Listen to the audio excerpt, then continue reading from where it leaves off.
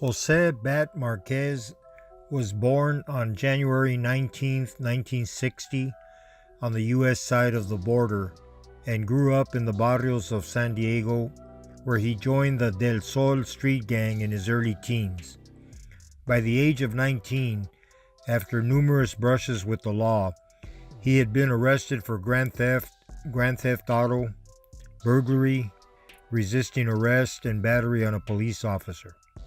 When he was 20, he was convicted for drug sales and sentenced to 7 years as a drug-addicted felon. He was released after less than 2 years. 3 months later, he was arrested for burglary.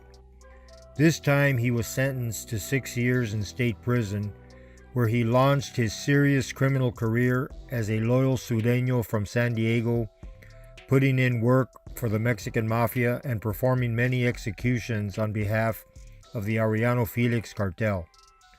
Like fellow San Diego gang members David "Popeye" Barron and Martin "Joe" Corona, Bat would achieve the rarefied status of completing the gang trifecta. In 1984, Bat was already a functioning prison Sureño, loyal to the Mexican Mafia, and was transferred to San Quentin after assaulting a Norteño inmate with a shovel. He was charged twice that year for weapon possession charges. While at San Quentin, Bat became friends with fellow Sureño and San Diego gang member David Barron, also known as Popeye from Logan Heights. Bat Marquez was recruited by the Mexican Mafia sometime in 1985, and it was Bat who would later sponsor Popeye into the M. In June of 1987, Bat Marquez was again paroled, and in 1988, he teamed up with Roy Boy Rivas, another San Diego gang member. The two attempted to kill a target named Reggie Magaña. In January of 1989, Bat and Roy Boy stabbed a drunken party crasher at Bat's house on Market Street. Later, the Bat Roy Boy hit team murdered a man in a Tijuana junkyard, shooting the victim with .380 and 9mm rounds. In September of 1989, Bat was convicted and sentenced to a 5-year sentence for methamphetamine sales. Prison did not hamper Bat's propensity for murder.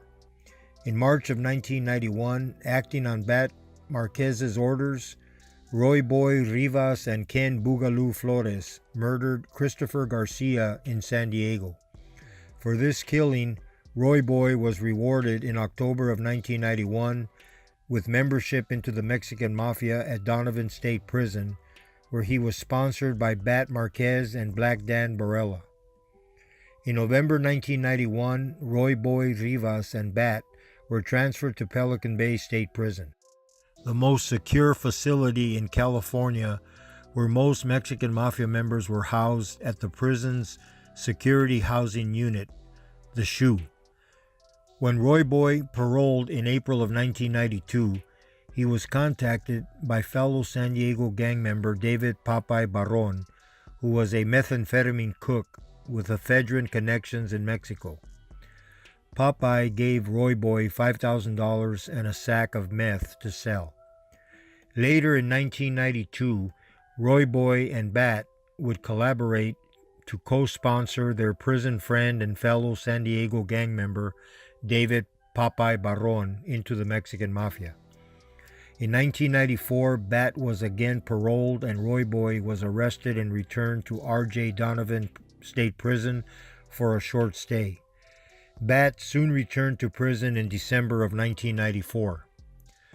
On a sunny Saturday afternoon, on June 25, 1994, Bat attended a meeting with about a dozen of his Mexican Mafia carnales at the Days Inn Motel in Monterey Park, just east of Los Angeles.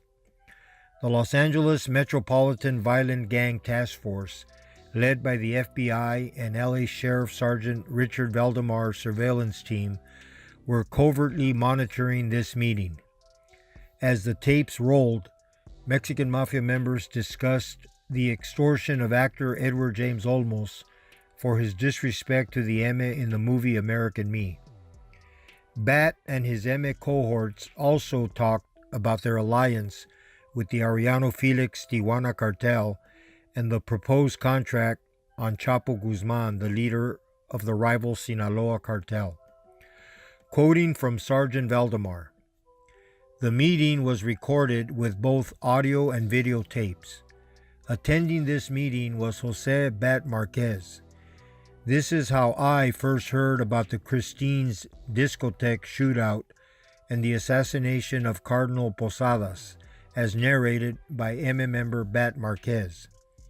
Bat's purpose was to ask his mafia brothers to assist Popeye and the Arellanos to find and kill Chapo Guzman, the head of the Sinaloa cartel.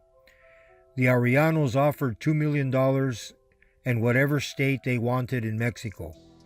They also offered drugs and heavy artillery and their help crossing it into the U.S. Bat warned it would not be easy. He said that Chapo neither drank nor used drugs. He takes care of his family and soldiers. He has a 40-man security force and drives a tricked-out four-wheel drive armored car. He does car bombings, but he does have a weakness. He worships Satan. He had a small son who was ill. Chapo would bring him to the U.S. to be treated because Chapo doesn't trust Mexican doctors or hospitals." End of the quote. Bat said he wanted to start a chemical lab store and would pick up 5 drums of ephedrine the following week in Mexico. He would keep the chemicals on the Mexican side of the border, but the Mexican Mafia carnales were welcome to all they wanted. Bat only requested their assistance on how to manufacture the meth. Several Mexican Mafia members who attended this meeting took trips to Tijuana in the days that followed. Several returned with large quantities of ephedrine or meth, but 22 of them would be arrested on April 29, 1995, and charged under federal RICO statutes. In January of 1995, Roy Boy Rivas returned to Pelican Bay. Bat's old crime partner and Mexican Mafia brother, Roy Boy, would eventually fall from grace with his Eme carnales, and he found himself on the green light hit list. In April of 1995, Bat Marquez received a 32-month sentence for possessing a firearm as a felon. 1 year later, Bat Marquez and Ruben Droopy Davis conspired to murder fellow Eme members Roy Boy Rivas and Donald Littleman Ortiz in prison. Roy Boy and Droopy Davis both defected from the Mexican Mafia and debriefed at Pelican Bay before Roy Boy and Littleman could be killed. In June of 1997, Bat Marquez was again paroled. A surveillance team was assembled to surveil him after his release from prison. The team followed him and his vehicle into the San Diego area and then watched him run across the border into Tijuana. Bat joined Popeye Barron in Mexico. The two would work together as enforcers for the Tijuana cartel and provide security for the Arellano Felix family. In November of 1997, Bat was part of a hit team that murdered 2 Mexican police officers in front of the Tijuana courthouse. In an article in the Zeta newspaper, the courageous editor Jesus Blancornelas named Popeye Barron and Bat Marquez as the shooters. As a result, Blancornelas was ambushed in his vehicle by Popeye's hit team on Thanksgiving Day, November 27, 1997. Blancornelas was badly wounded and his bodyguard was killed.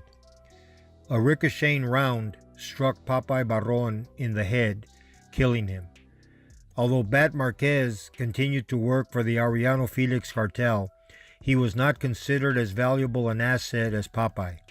Bat was a heavy methamphetamine user, and he was a wanted man on both sides of the border. Bat did not enjoy the loyalty of the Arellano Felix family, and Bat's continued use of speed and alcohol made him reckless and unreliable. On the U.S. side of the border, Chris Blatchford, a Los Angeles Channel 11 Fox News investigative reporter, had done several news stories about the Mexican Mafia, Popeye, and Bat Marquez. These stories exposed the RICO trial videos of Mexican Mafia members who were recorded at meetings voicing plans to take over the Arellano Felix cartel. The Mexican Mafia sent gang member Richard Cheeks Buchanan to join Bat's crew in Tijuana in early 1998.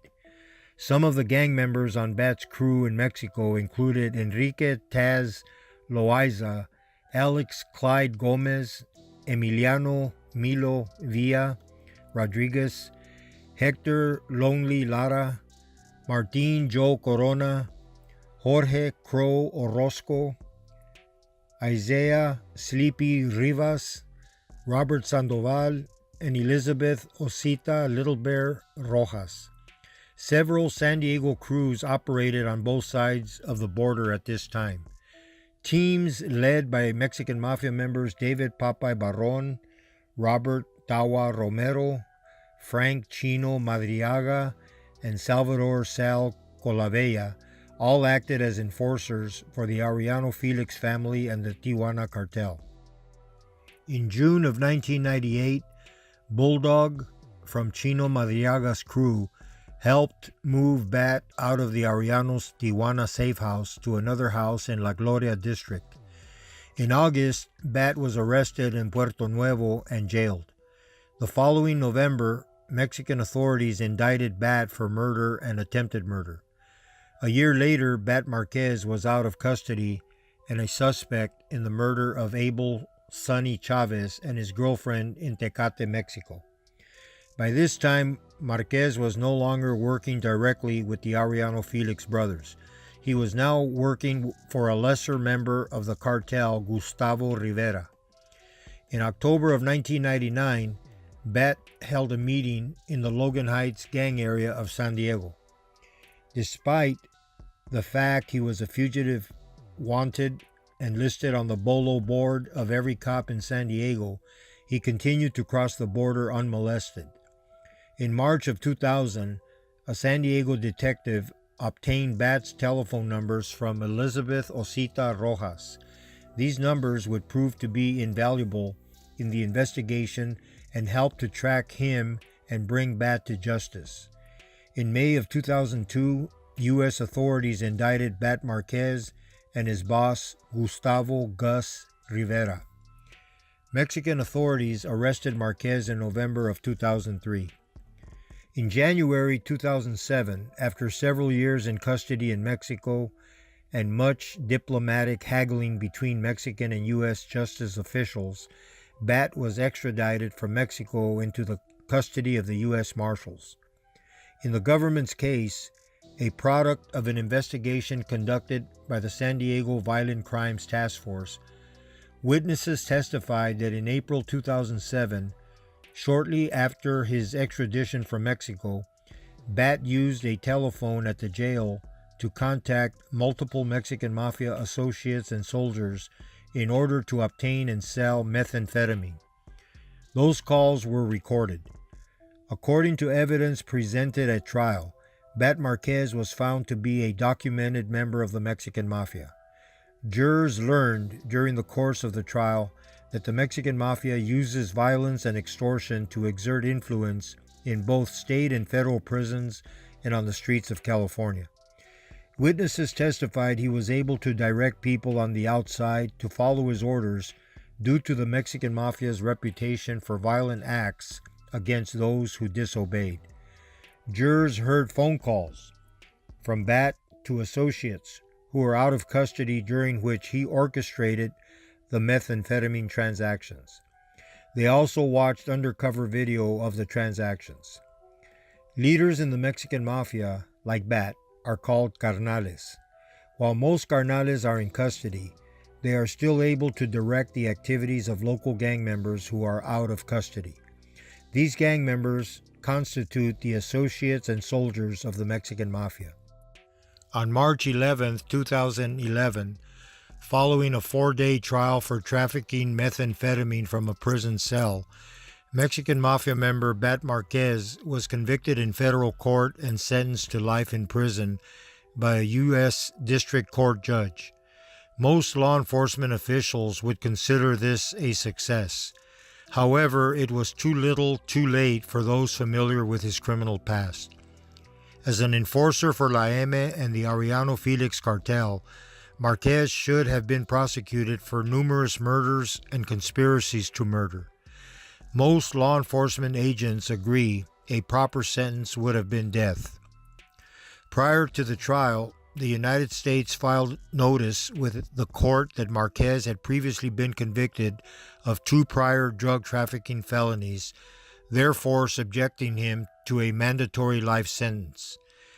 This is U.S. versus Jose Alberto Marquez, aka Bat. Following his life sentence, Marquez was imprisoned in ADX Florence, Colorado, the most secure federal prison in the country. His confinement with his Mexican Mafia brothers ensures that Bat Marquez will continue to be involved with drug running and murder, even from federal prison. As of this writing, Bat is housed at the Coleman United States Penitentiary in Florida.